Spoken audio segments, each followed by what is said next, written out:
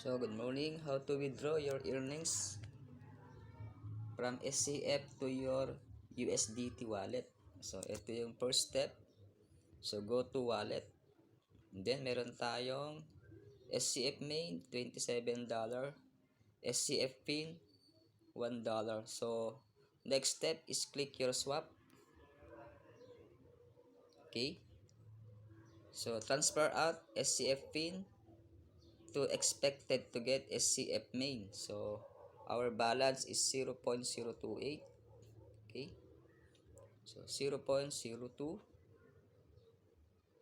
Okay. So, cross chain fee is 0.0000005. Okay. So, you must gas fee or SCF. Okay. Click swap.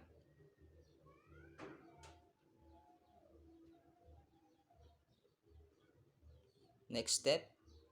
Then your password. Click OK. So, transaction broadcast. So, wait for your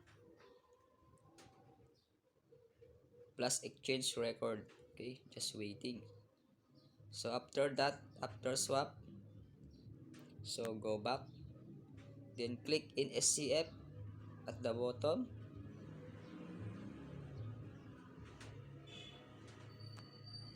Okay. Then, click is SCF exchange at the upper. Then, cross chain.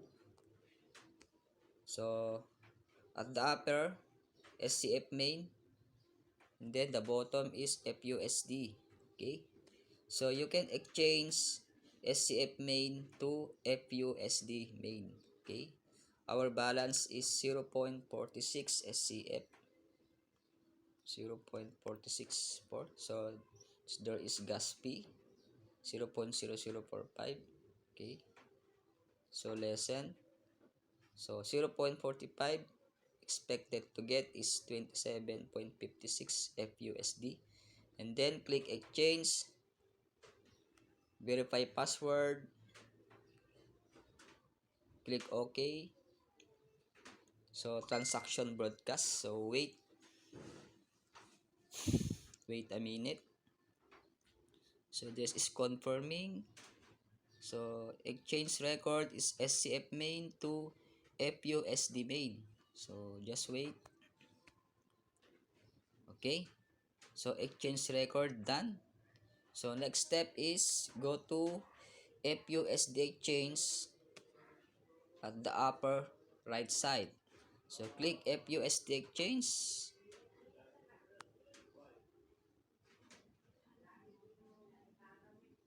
Okay. FUSD pin. Then, change to USDT BEP20. Okay. So, transfer out is $30. Then, from USDT main to expected to get is USDT BEP20. Okay. Check local wallet. And then, exchange. Next step. Password again.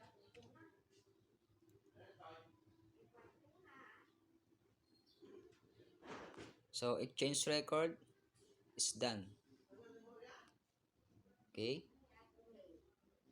So, from FUSD, change to a USDT. Okay. Okay.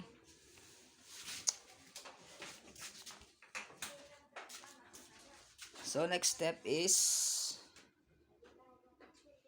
from wallet. So, then, from USDT BEP20, just click USDT. Then, click transfer. Then, you can copy address from your Binance account, USDT.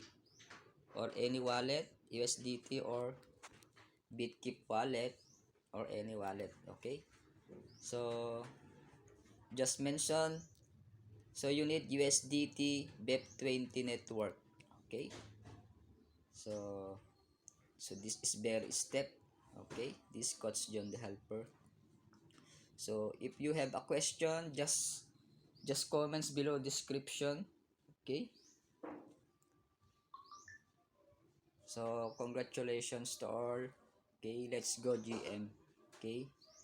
Thank you for watching. God bless day. Have a nice day.